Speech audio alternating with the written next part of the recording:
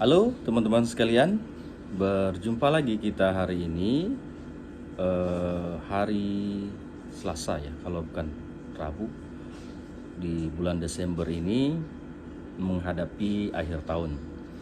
Nah teman-teman, eh, sekarang ini kita melihat fenomena-fenomena di dalam pemberitaan yang cukup perlu untuk kita tanggapi, yang mana di pemberitaan ini kita mendengarkan atau melihat bahwa subsidi mobil listrik ini sedang digodok oleh pemerintah untuk dialokasikan kepada para customer atau para pelanggan yang ingin membeli motor ataupun mobil listrik.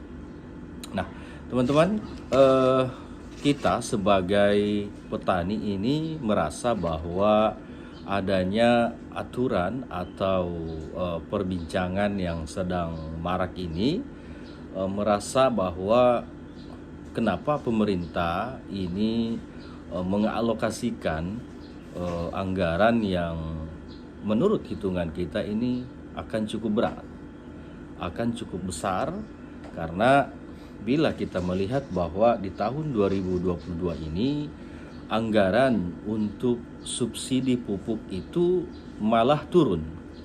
Jadi anggaran pupuk yang saat ini yang dialokasikan oleh pemerintah melalui Kementerian Pertanian itu jumlahnya 25,3 triliun.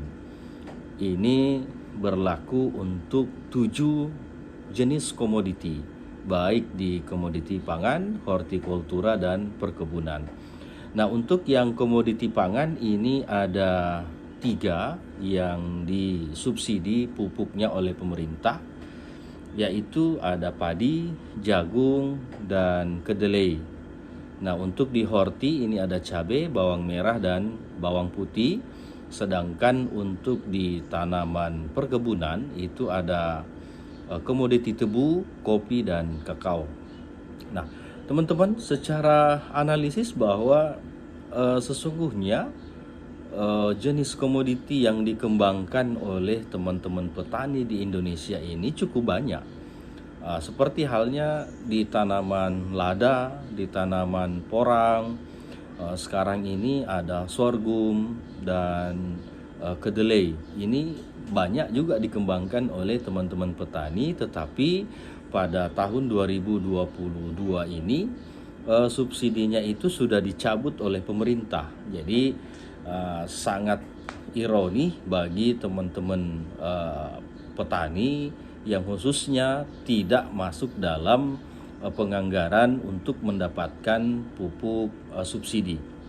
Nah, kalau kita menghitung bahwa urgen mana antara subsidi pupuk dengan subsidi mobil listrik, ya memang kalau kita melihat bahwa menghadapi resesi di tahun 2023 itu mestinya pemerintah menahan dulu untuk melakukan subsidi mobil listrik ataupun motor listrik ini. Kenapa? Karena pada saat terjadi resesi itu yang didahulukan adalah pangan kita.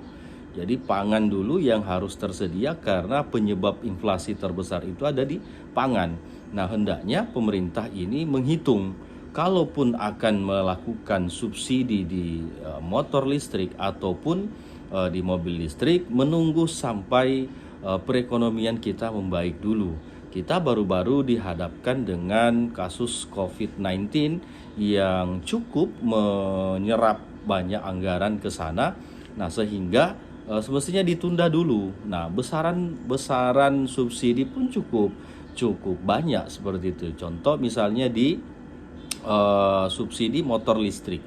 Itu menurut pemerintah atau pembicaraan melalui Kementerian Investasi, Pak Luhut Binsar Panjaitan ini memperkirakan kurang lebih sekitar 6.500.000. Ini baru di motor. Kalau di mobil itu pasti akan lebih besar lagi, mungkin di angka 60 sampai 70 juta.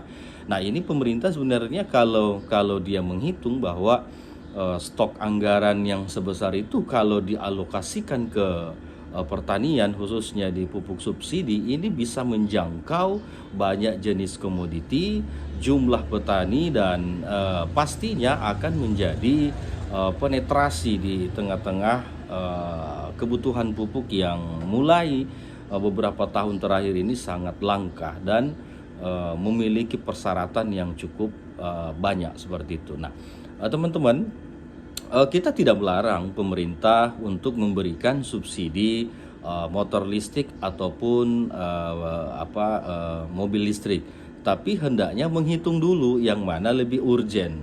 Nah, menurut kami atau kita semua sebagai petani, mestinya pupuk subsidi itu yang lebih penting untuk masa kondisi sekarang. Masa pemulihan ini mestinya yang digenjot adalah pertanian dulu, karena yang menyelamatkan Indonesia dari COVID-19 itu hanya di pertanian. Pertanian tumbuh walaupun dalam keadaan COVID.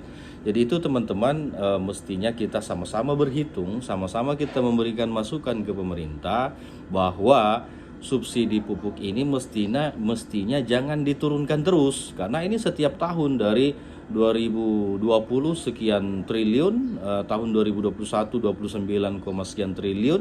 Nah, di tahun 2022 ini sisa 25,3 triliun. Artinya beberapa tahun terakhir ini anggaran untuk subsidi pupuk ini memang turun. Ya, walaupun alasan pemerintah menurunkan pupuk subsidi karena menganggap bahwa petani yang disubsidi pupuk kimia sintetik ini, khususnya di urea dan NPK, ini tidak berbanding lurus dengan potensi hasil produksi. Ya, itu memang alasan klasik, tetapi pada intinya bahwa petani tetap membutuhkan pupuk subsidi itu untuk meningkatkan produktivitas pertanian mereka. Nah, jadi harapan kita bahwa hendaknya pemerintah menghitung ulang bahwa kebutuhan pupuk yang saat ini dibutuhkan oleh petani ini tidak boleh ditunda, tidak boleh dikurangi seperti itu.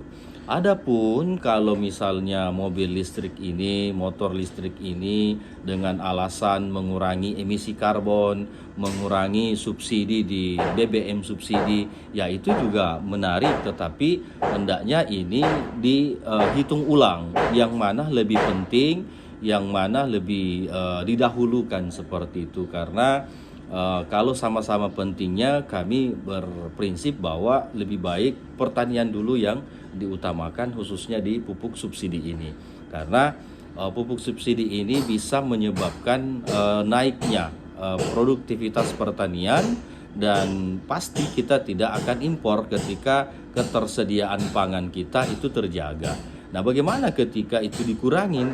Nah, ini sudah muncul wacana pemerintah Indonesia melalui Kementerian Pertanian ataupun dari Bulog, itu ada wacana khususnya di Kementerian Perdagangan, ya, ini mewacanakan bahwa akan mengimpor beras sekian ribu ton. Nah, ini kan pertanda buruk bagi pertanian kita. Kenapa bisa terjadi impor sedangkan Indonesia ini merupakan lumbung pangan? Jumlah luasan sawah itu ada jutaan hektar, tetapi di sisi lain Kementerian Perdagangan mau melakukan impor. Apakah karena ada kartel yang bermain di belakangnya? Apakah karena ini pesanan? Kita tidak tahu. Tapi yang jelas bahwa adanya impor itu karena menurut mereka ketersediaan stok di Bulog ini sudah mulai menipis, sehingga harus ada pengamanan bahan pangan ini, khususnya di beras. Nah, teman-teman, saya pribadi sangat ironi melihat caruk marut dari pertanian kita, khususnya di tanaman pangan, karena begitu luasnya lahan pertanian yang kita miliki, begitu banyaknya petani, sampai berjuta petani yang menanam padi, tetapi kok stok yang kita miliki ini selalu kurang. Nah, ini yang menjadi perenungan bagi kita. Ada apa? Apakah sistem memang yang sebobrok itu sehingga untuk menyiapkan makanan di negara kita sendiri ini petani kita tidak mampu? Ataukah memang ada kepentingan-kepentingan yang cukup mendasari untuk selalu melakukan impor? Karena begitu ada impor maka pasti di situ ada kuota, di situ ada cuan yang akan didapatkan. Jadi ini kita bingung ya, sebagai petani kita bingung kenapa pemerintah terus melakukan impor ya, khususnya di tanaman pangan. Berbeda halnya ketika misalnya itu gandum, karena memang produktivitas dan banyaknya petani gandum di Indonesia ini masih kurang, ya itu memang butuh impor. Seperti halnya bawang putih itu juga memang aku harus akui bahwa kita harus impor. Tetapi dari sekian puluh tahun Indonesia merdeka ini, kok tidak ada yang mampu memberikan atau menciptakan satu varietas dari akademisi-akademisi yang khususnya di bidang pertanian ini yang mampu mengakselerasi ya kebutuhan bawang putih kita di Indonesia sampai harus mengimpor sekian ratus ribu ton dari Cina. Nah, ini kan menjadi pertanyaan, ada apa? Apakah memang kita didoktrin untuk tidak aktif mengembangkan komoditi ini sehingga kita harus impor? Apakah ada mafia di belakangnya yang menunggangi semua ini sehingga kuota impor terus dikeluarkan? Ataukah seperti apa? Nah, kami sebagai petani merasa bahwa langkah ini tidak efektif untuk kepentingan kita di masa datang, karena ketika kita terus melakukan impor maka kita tidak akan bisa mandiri, artinya tergantung pada negara lain. Padahal secara ekologi, secara kimia dan fisika tanah kita ini cukup bisa ditanami dan dikembangkan jenis komoditi apapun termasuk gandum itu sendiri. Karena di zaman era Pak Soeharto gandum ini sudah dibudidayakan. Bahkan dulunya kita sebanding dengan India. Nah, sekarang India menjadi negara nomor 2 penghasil gandum penghasil gandum atau tanaman-tanaman bijian di dunia. Itu kenapa? Karena mereka meneliti, mereka mengembangkan komoditi apa yang cocok untuk negara mereka. Begitu teman-teman ulasan kita hari ini, semoga bermanfaat. Inspirasi pertanian terus kita munculkan agar semangat untuk kita bertani, mengembangkan komoditi-komoditi yang kurang diminati oleh petani, sehingga kebutuhan impor yang kita selalu dengungkan atau pemerintah selalu dengungkan itu bisa kita penuhi sendiri. Terima kasih. Assalamualaikum warahmatullahi wabarakatuh.